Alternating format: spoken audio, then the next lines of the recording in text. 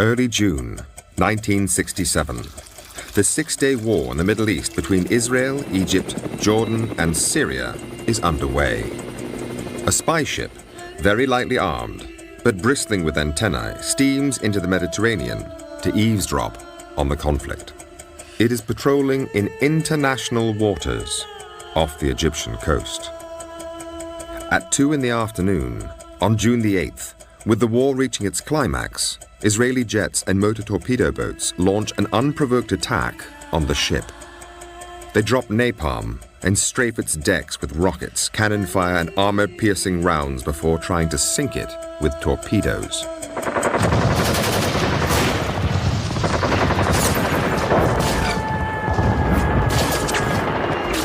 We had no way to defend ourselves, and it was just, we're just slaughtered. And they shot up the life rafts that were put into the water, and they shot the ones that were still on board the ship. Bullet holes, shell holes everywhere, blood. The forecastle, the front part of the ship, was just red with blood.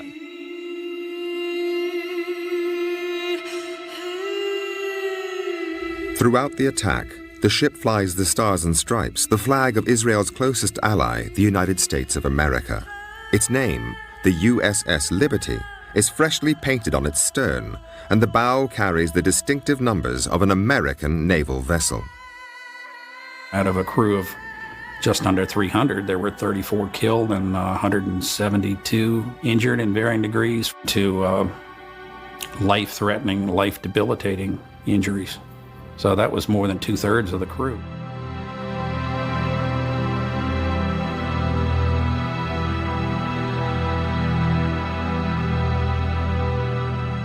This audio tape, which has never been broadcast before, was recorded in real time by the Israeli military during the assault. The woman's voice in the background is counting down the seconds. It proves that Israeli commanders knew all along that they were attacking an American ship.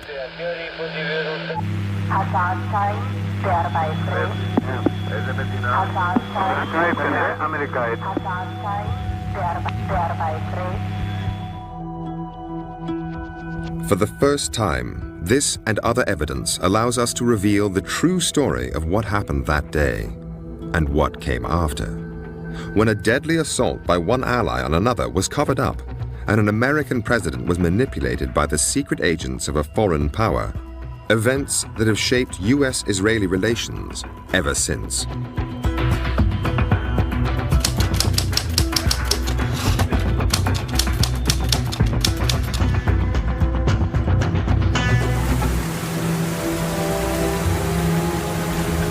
The United States Navy Memorial in Washington, D.C., June the 8th, 2014.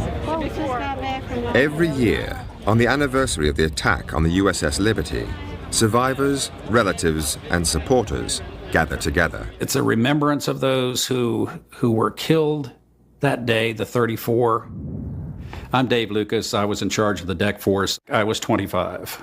My first child was born when I was one day out on that cruise.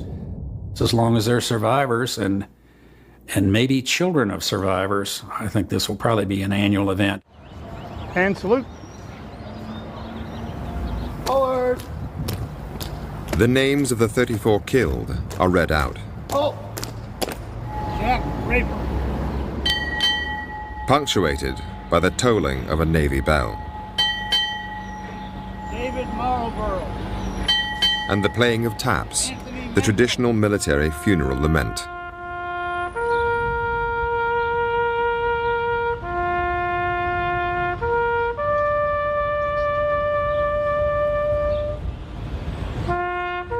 It's important to not forget what happened and to continue to try to find out why it happened and who made it happen.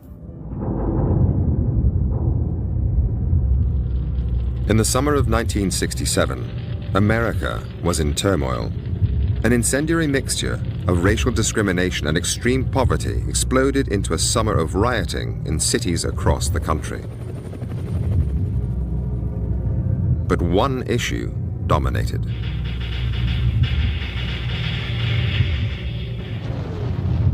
The Vietnam War. In all, 10,000 troops would die that year. The Americans were trapped. They couldn't leave, and they couldn't win. In the Middle East, too, war looked inevitable. There was growing tension between Israel and its Arab neighbors. Armies were mobilizing. Israel promised the White House they would not attack first, but on the 5th of June, they jammed radar sets at the U.S. Embassy in Tel Aviv, so the Americans couldn't detect their jets taking off to launch a surprise assault on Egypt. Meanwhile, the USS Liberty was sailing across the Mediterranean into the war zone. Liberty was a state-of-the-art intelligence-gathering vessel of the time, and what we did is we listened. We were a listening ship. My name is Lloyd Painter. I was a research officer. We could receive any signal that was out there, low band, high band, anything, intercepting it, recording it. And we did have on board some translators who could have immediate translation of what was going on. We would actually bounce signals off the moon back to NSA. We're spies.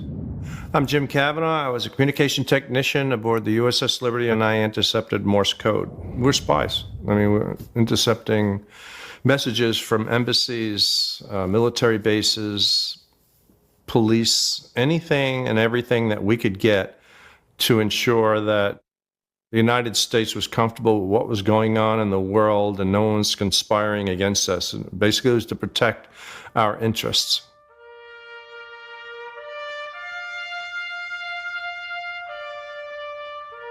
This was the Cold War. American President Lyndon Johnson knew that the Russians already had substantial military influence in Egypt. He needed to find out what they were going to do next, to make sure that a local conflict did not become a world war, with the USA backing Israel and Russia siding with the Arab cause. I was assigned as a Russian linguist aboard the ship. I'm Bryce Lockwood, United States Marine Corps, retired. The Israelis. Our primary purpose was to intercept communications of the Russian spy aircraft as it were at Alexandria, Egypt, and that was our job, was to find them. We were not targeted against the Israelis. Life was very relaxing. And one of the nice things about the Liberty is we had air conditioning because we had communications equipment, so we were cool in the hot days. It was a very laid-back, very clean ship. It was spotless. The morale was pretty high, very high. By the time the Liberty arrived off the coast of Egypt on the 8th of June, the war had just 2 days left to run. Israel had seized the old city of Jerusalem, the West Bank, and the Gaza Strip. Jordanian forces were beaten, and Egypt was conceding defeat. Only Syria held out. The airwaves were dead.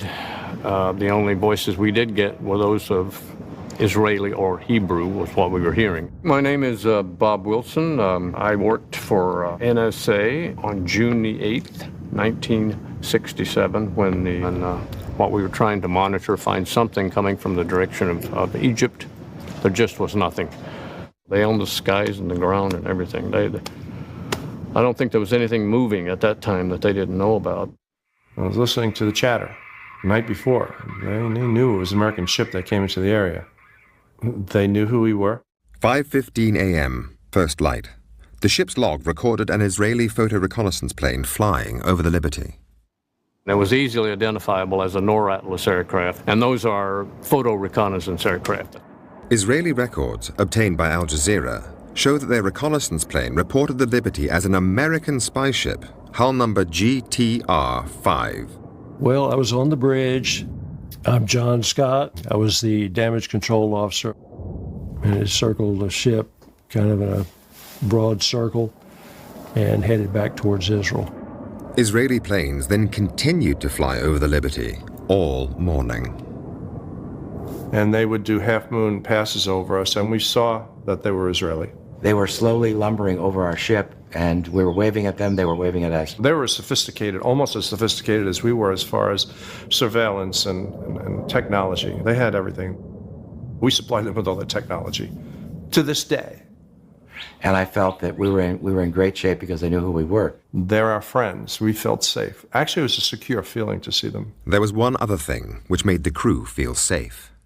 We had an American flag flying, the standard, and then we put up the holiday colors, which is a huge American flag. And it was a bright sunny day with the wind blowing, I don't know, 5 or 10 knots, the flag was unfurled. You could see it for miles. Meanwhile, Israeli military jets were on their way. On the real-time audio tape, obtained by Al Jazeera, at 1:53 p.m., the pilots asked their base control about the ship.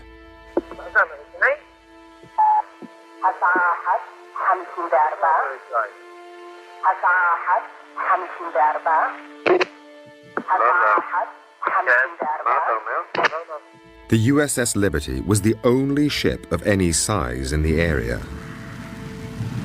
The American Sixth Fleet, including 2 aircraft carriers, was 500 miles away. Oh, it was a great day. Hello, I'm Jim Smith. I was a damage controlman in engineering. I mean, I'm 20 years old at the time. I come from a small town, used to throw hay bales in the summertime for $1 an hour. Sun was shining, blue sky, clouds, nice, people sunbathing on the deck. We had lunch, and 5 minutes later, maybe, here came the jets, and nobody really knew what was happening until they started firing at us.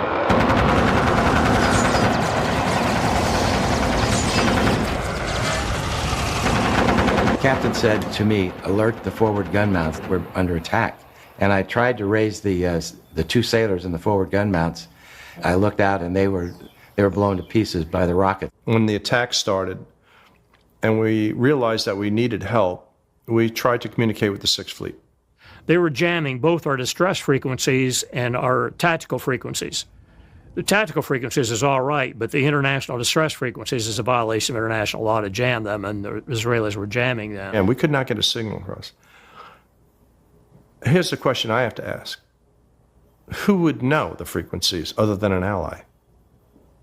And who was the ally in the war? It wasn't Egypt. It was Israel. They would know, and only they would know in this conflict, what our frequencies would be. Now cut off from the outside world, the crew on the Liberty was defenseless. We had 450 caliber machine guns on board that were basically there to repel any boarders that might come by, you know, a pirate situation. Certainly weren't designed to bring down jet aircraft that were hammering at us. But you can't shoot a jet going 600 miles an hour with a 50 caliber machine gun. It doesn't work. It was just a surreal scene. People who had been standing there earlier joking and laughing were now dead, dying, and with the walking dead and wounded. It was just unreal. Gasoline barrels stored on the deck of the ship burst into flames. The crew rushed to try to put out the fires. I was watching the aircraft as they circled around, and when they got to coming back towards the ship, I just holler at him, down. They'd fire and circle back around. We'd jump back up and keep fighting the fire. The rocket noise is horrendous. When a rocket explodes, you can't escape a rocket. I don't care where you go. What the crew didn't know was that at 2:03, the Israeli pilots were ordered to use a new, much deadlier weapon.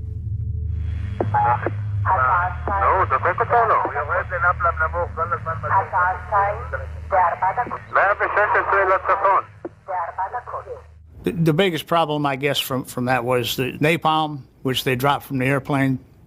The napalm had burned, scorched almost the entire front part of the ship, the bridge area. The whole top side of the ship had been set on fire, and it was all charred. It was no longer navy gray. You have to stop the fires to stop the flooding to keep that ship afloat. That's your home. You got nowhere else to go. You can't pack up and go down the road because there is no down the road. Up above, the Israeli military argued about what should happen next and who should sink the Liberty.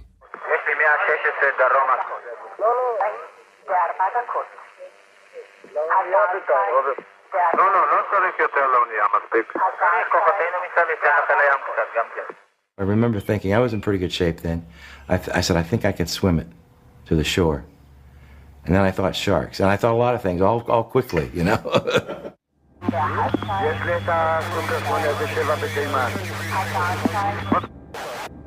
At 2:11, with the Israeli jets running out of ammunition, the pilots were instructed to fly down and confirm the identity of the ship.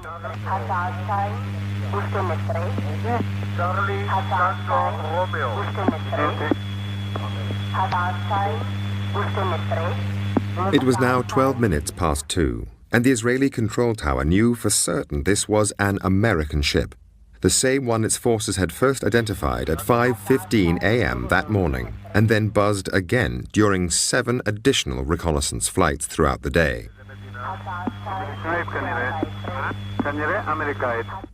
The jets then pulled out, but 3 Israeli Navy motor torpedo boats were already on their way. The USS Liberty was a spy ship.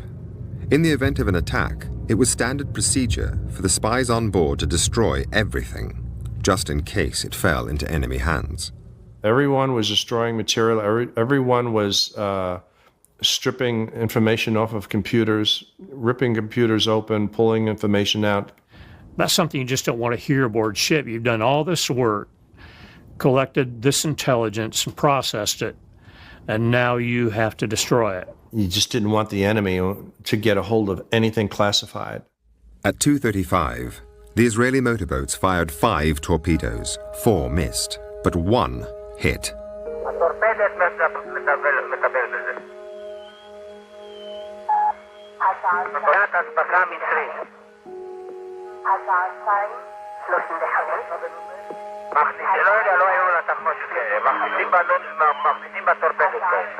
It had been over 9 hours since the Israeli military first identified the Liberty.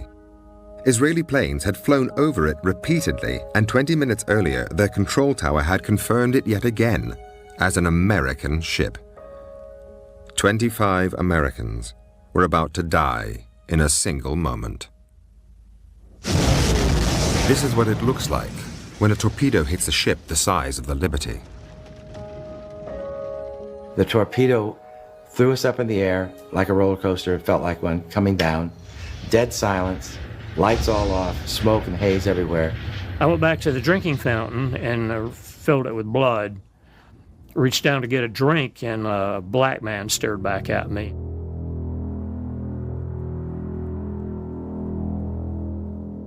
And when it fell back to get right, it just kept getting wrong. Kept sinking and sinking and sinking. We just waited, all of us waited, thinking that this was it. We're going down. And I figured that was the end of life for me. The torpedo had blown a huge hole in the hull, 39 feet by 24, killing 25 Americans in a single hit. The torpedo hit the room that I was in, and it was just luck. This guy died, this one lived, that guy died. It was how much shrapnel was coming in your direction. You know, the old-fashioned typewriters, I had the letter H sticking out of my left foot. I had, 80 pieces of shrapnel in my lower extremities, and the place filled up with water that fast. Totally black, totally filled with powder and oil. It was like you were gagging, and you only had about 8 or 10 inches of space where you could catch a breath. The only way I could go in that direction was to drop down and swim underwater 4 or 5 strokes, come back up, and then frantically catch a breath and try to find something else to hold on to. And I got pulled through the hatch and onto the deck. Others were not so lucky. My friend Ronnie Campbell had a desk right there. And I remember Ronnie saying, "You fellas can do what you want to, so I'm going to write a letter home." And he stuck a piece of paper in his typewriter, and began typing, "Dear Eileen, you won't believe what's happening to us." And just seconds after that, the torpedo struck and killed both the 2 Marines, killed my friend Ronnie Campbell. And my job was to try to get probably 20 or 30 wounded sailors out to the main deck and to the life rafts. So I went up and looked out myself before I tried to get anyone up, and that's when I observed a motor torpedo boat, Israeli, plainly marked with the Star of David, machine gunning our life rafts. The crew of the Liberty were now trapped on board their own ship with nowhere to run and nowhere to hide. The torpedo boats came in closer and began to machine gun the ship using armor-piercing projectiles. The armor-piercing, the shells that they were using were leaving holes about that big around in the metal plating. Just peeled it out like it was orange peel. At close range, the armor-piercing rounds ripped through the steel hull of the ship. Nowhere was safe. This bullet was retrieved from one of the navigational books at the rear portion of the bridge. It had penetrated the skin of the ship, gone through at least one other book, and then stopped in the second book. This is part of an armor-piercing shell. The outer portion or jacket makes the hole that this then goes through. And a bullet like this that hit Seaman Francis Brown and killed him. He died right on the spot, just fell to the floor dead. He was just barely 18.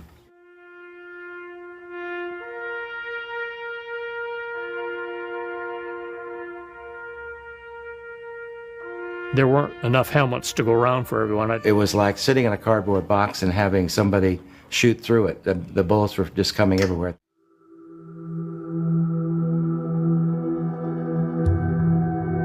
Throughout the attack, the Liberty had been silent to the outside world. All its aerials were either smashed or jammed. We had one whip antenna which hadn't worked the entire cruise, and it had a bullet hole in it. One of the radiomen had taken a reel of coax cable and ran it from one of the transmitters back there to that whip antenna and took some shrapnel in the process. He got out a mayday. Firefox, Firefox, this is Rock Star. Under attack by unidentified surface and naval air units, require immediate assistance. The American Sixth Fleet was 500 miles away and picked up the signal. So did the Israeli armed forces. The attack stopped shortly afterwards. The American aircraft carriers were in the middle of a nuclear weapons drill and had to rearm with conventional bombs before they could take off. Once the Israelis knew the US jets were in the air, they summoned the American naval attaché and told him there had been a terrible mistake. The American planes were recalled. As they returned, Israeli helicopters flew out to the Liberty. This one had some personnel from the Israeli government, and the U.S. naval attaché dropped a brown paper sack on the deck in the forepart of the ship. Weighted down with an orange, had a business card in it. It landed right next to the severed leg of one of the deck personnel.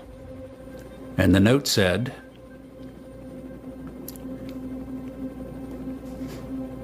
"Do you have casualties?" Pretty obvious that there were casualties. I mean, there's still body parts and blood streaming down the bulkheads.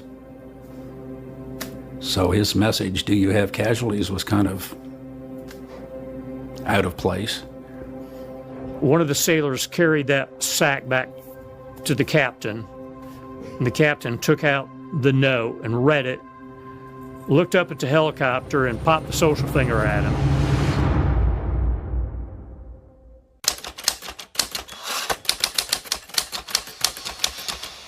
June the 8th, 1967, the height of the Six-Day War.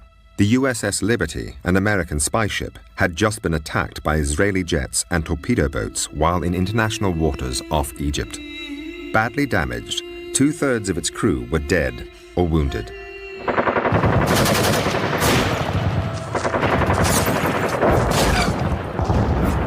As soon as the news reached Washington, the attack on the Liberty instantly triggered a domestic political crisis. According to documents released under the Freedom of Information Act, one solution suggested in American government circles was to sink the Liberty so journalists could not photograph it and inflame public opinion against the Israelis. The NSA rejected this idea with an impolite comment. Handling the media became the top priority. I was taken to my home in White Oak, Maryland. My name is Patricia Blue Rashakis, and my husband was killed on the Liberty. And by the time I got there, there were any number of people from the National Security Agency there. They were there to make sure that I didn't speak to anyone from the press, and I didn't. They stayed night and day. Back in the Mediterranean, the Liberty was now listing at 10 degrees, a massive hole in the hull above and below the waterline. The planes that they said they were sending to us never arrived. What I was afraid of, and I think most of us, was that we were going to sink. Well, the mess decks was pretty much littered with the wounded. It looks like something out of a horror movie, with people standing around or lying, wounded and dead and stunned, heads missing, parts of their bodies. The Liberty had only one doctor on board, with very limited medical resources. There was not a table that wasn't being used with a body on it or a wounded body on it. The doctor fixed compound fractures and treated bullet and shrapnel wounds, while blood transfusions were given arm to arm. It was real bad. And the doctor said to him, "Do you want me to operate?" He says, "You're probably going to die if I do it, and you'll certainly die if I don't." And he said, "Go ahead, doctor." And so when the doctor operated, we held him as tight as we could. It was horrible pain, I'm sure, for him. And all of a sudden, he went limp and he died right there. I don't want to ever see anything like that again.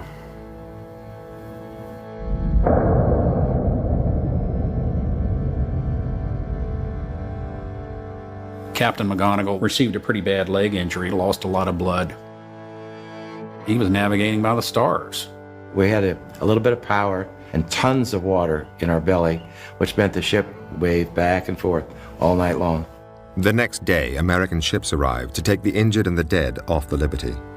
The American government now made sure that no journalists could get anywhere near the crew.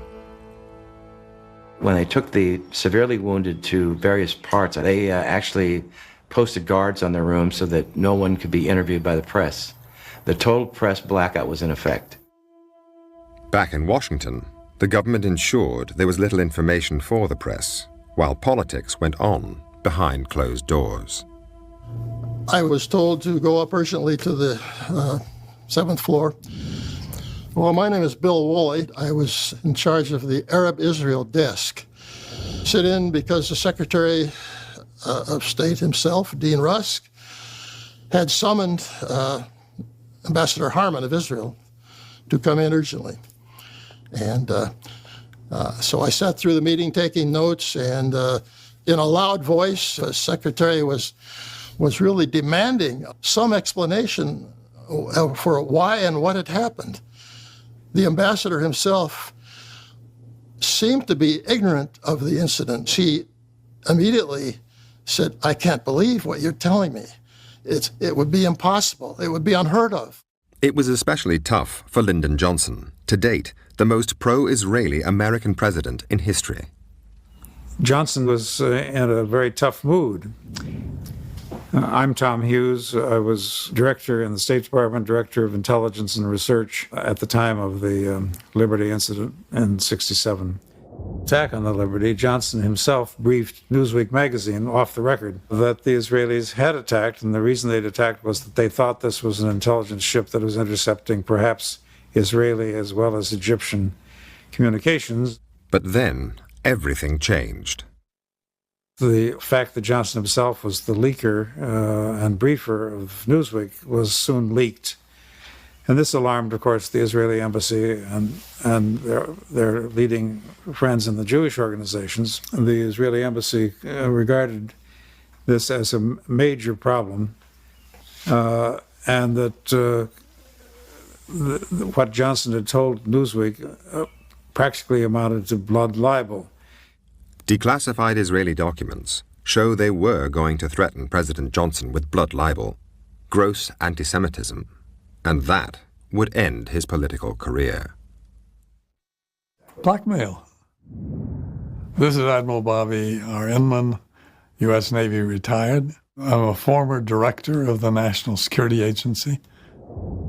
But they know if he is thinking about running again, he's going to need money for his campaign.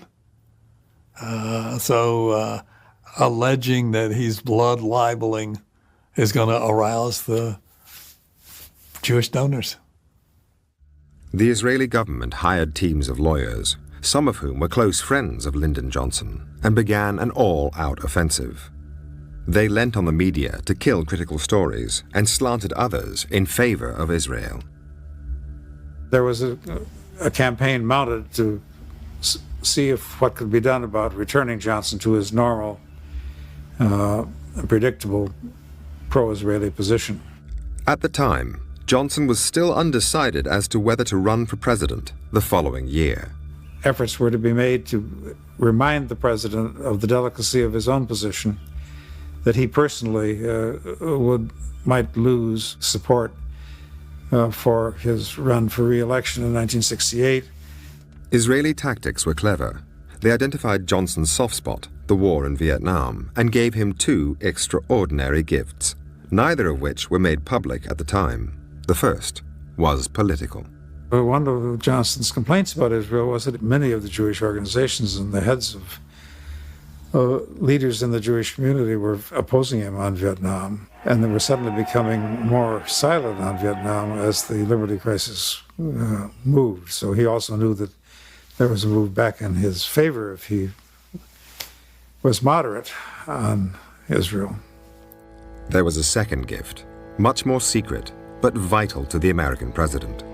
The dreadful death toll in Vietnam was dominating the domestic news agenda. The North Vietnamese had Russian surface-to-air missiles, which were bringing down American aircraft on a daily basis. The American military attaché in Israel got a surprise visit from a senior Israeli intelligence officer. Took some helicopters and went across the North Red Sea to the surface-to-air missile sites, and not only captured them, but took back everything. The launchers, the missiles, the maintenance manuals, the rest of it. And then he went to the U.S. Embassy, to the air attaché, and said, I think I have something you might be interested in. And of course, those were the same missiles that our aircraft flying over North Vietnam were encountering day to day. And countermeasures was a huge issue.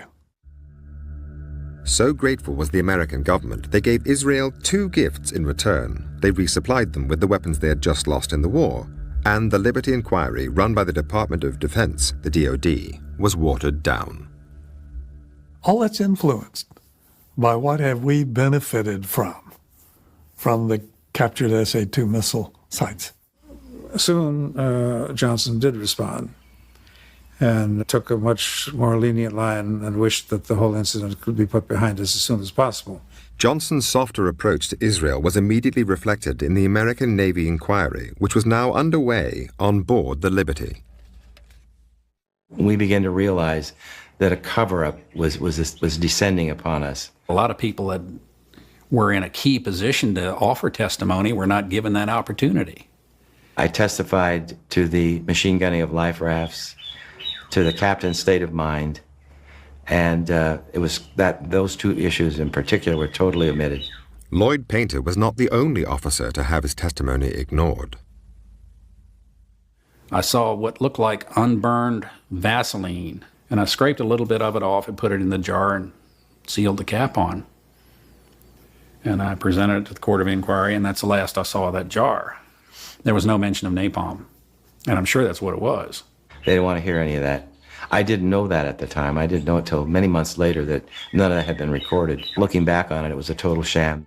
The U.S. Court of Inquiry reported in just 20 days. It was a rush job, full of spelling mistakes, much key evidence ignored, no Israelis interviewed, and it exonerated them from blame. I read the Court of Inquiry and realized that my statements had been stricken from the record and never recorded. So I knew then for certain that the cover-up was massive. The Israelis then rushed out their own report, which concluded that the whole affair was a series of mistakes and that no one was to blame. The only dissenting voice was that of the Israeli ambassador in Washington. he sent a secret telegram back home arguing that Israel was clearly guilty. He cited the audio tape of the attack, the existence of which was known to top Israeli officials, and mentioned the crucial 20-minute gap that followed the Liberty's identification and the launch of the torpedoes against her. He said they should own up to what they had done and put the guilty on trial. His advice was ignored.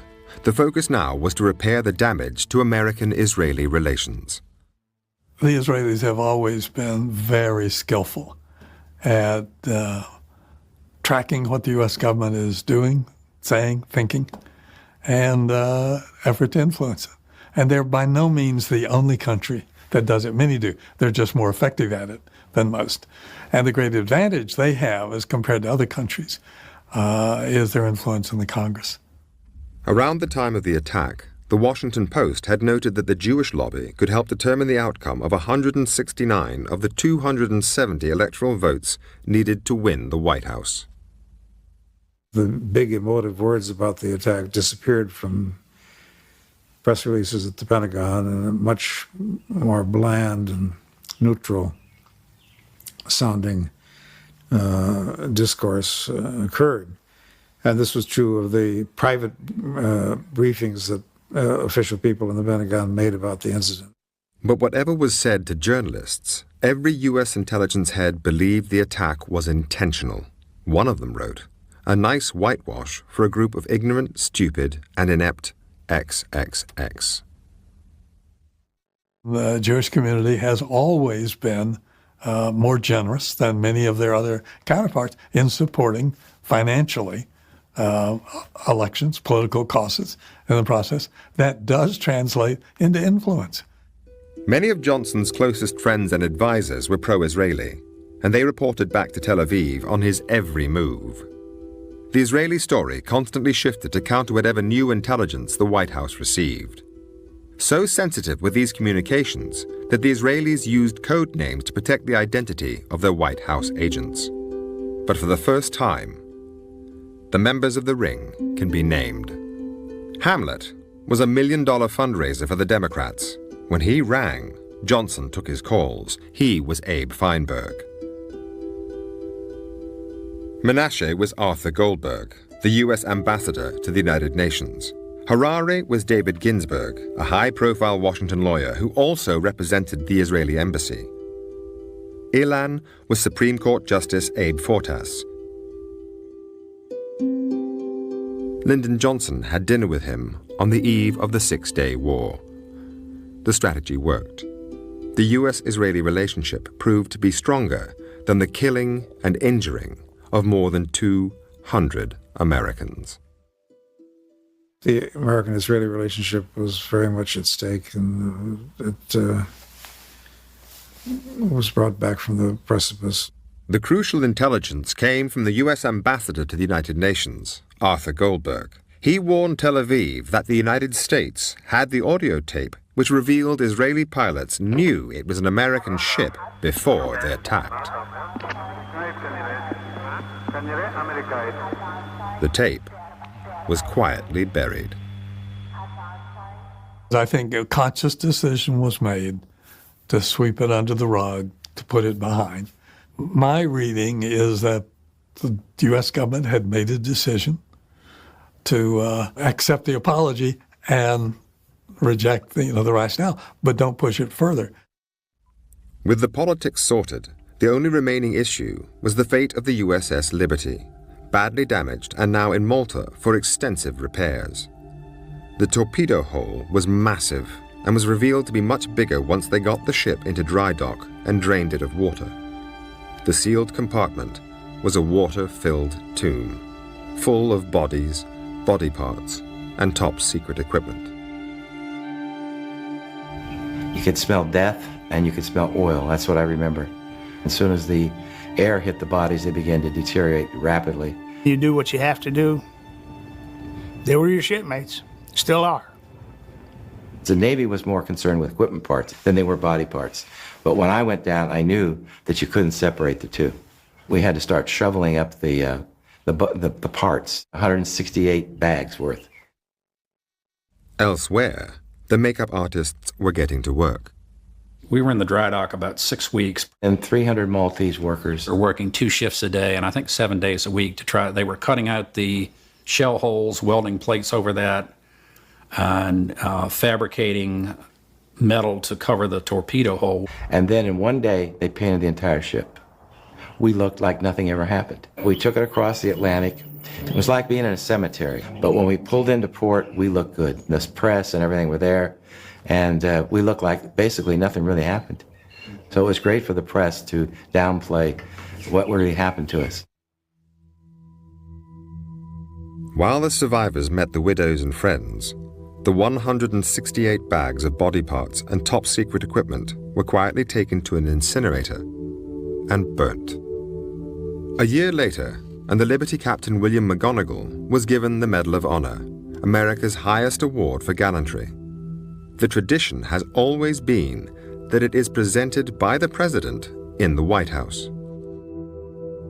I look at these 2 gallant Marines and I see America.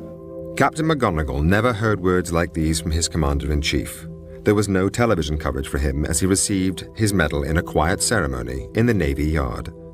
President Johnson was just 4 miles away at the time. He stayed in the White House to hand out diplomas to school children. The reason was revealed in this internal memo, which advised President Johnson that due to the nature and sensitivity of these awards, they should be given by the Department of Defense, not by him. The advice was clear. No press release regarding them should be made. When I received my Purple Heart in a secret ceremony in the captain's office, I was admonished, threat of court-martial, don't ever tell anyone where you got this. Don't ever tell anyone how you got this medal.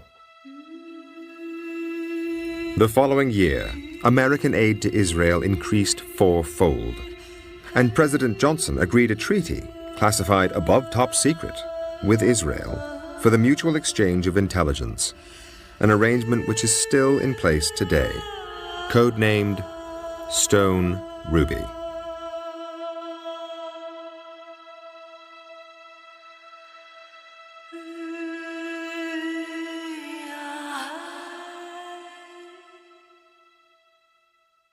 And one of the things that bothers me is there wasn't a nice explanation of what went on.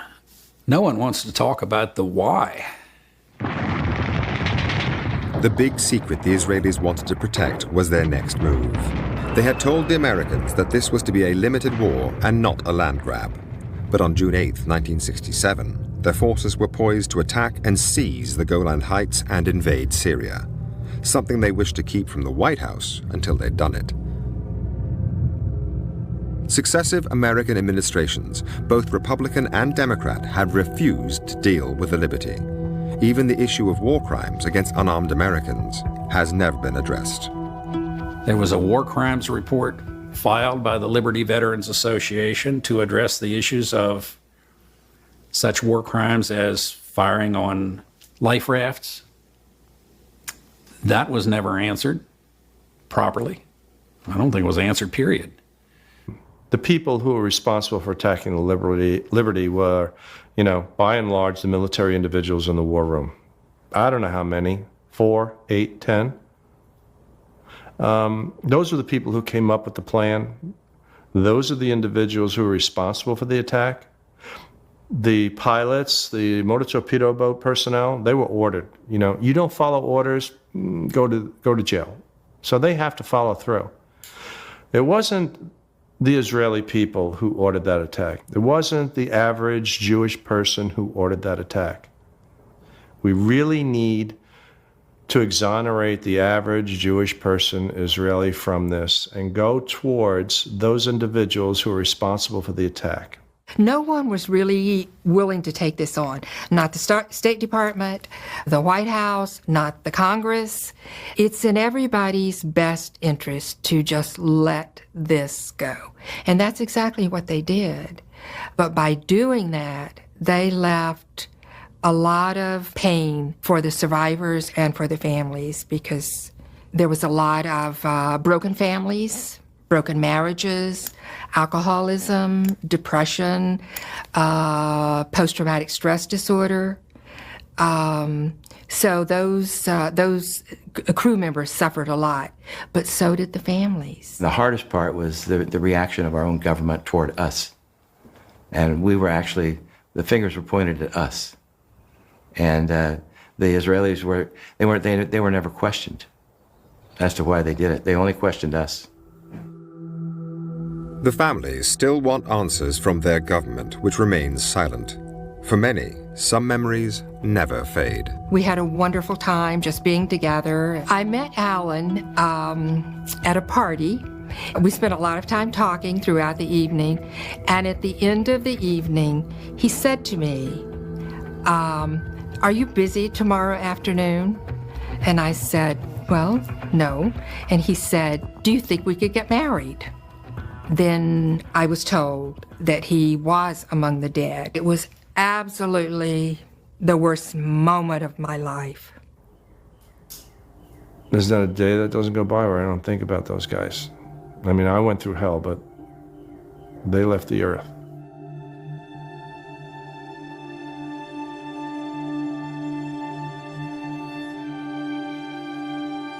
When I'm walking up to the mass grave, I still feel a connection with those people. Hard to explain, but it's still there, so I want to remember that connection as long as I can. What we shared, what we felt.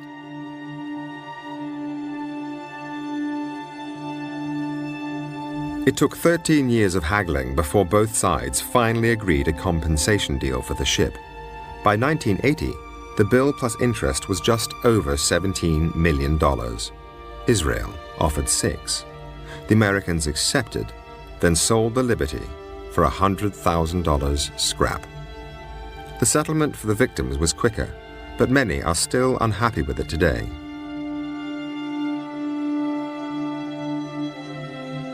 Did not feel it was a fair settlement. I would have fought it. But I was so sad and broken.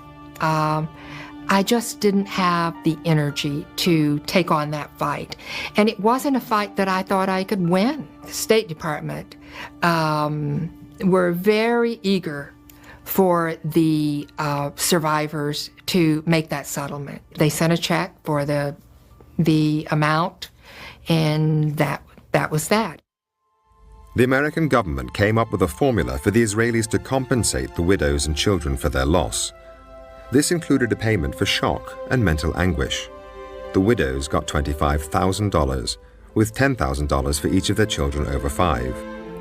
An American government lawyer doubted that children under 5 could sufficiently comprehend the event to suffer shock and grief. The U.S. proposed they should therefore receive nothing, an offer the Israelis accepted.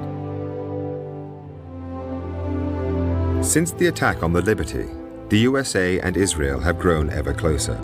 At the time, George Ball, the U.S. Undersecretary of State, noted that it seemed clear to the Israelis that as American leaders did not have the courage to punish them for the blatant murder of American citizens, they would let them get away with anything.